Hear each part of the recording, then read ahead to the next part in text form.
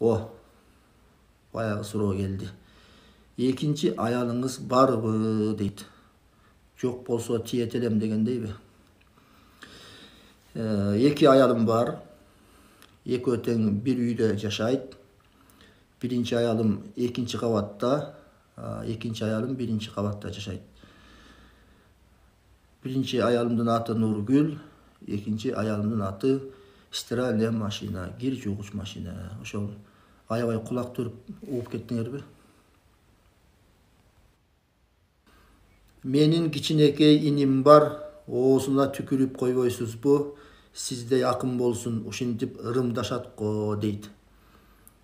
Эми түкүргөндөн акын болсо, аялым давно акын болмок. Түкүрбөйлө батамды берейин, иниңер асыл болсун, жан дүйнөсү Кудайга жакын болсун, баатыр болсун, элин баккан, жерин баккан асыл болсун. Жолугушуп калсак дагы чекесин сылап өп, батабызды берейин.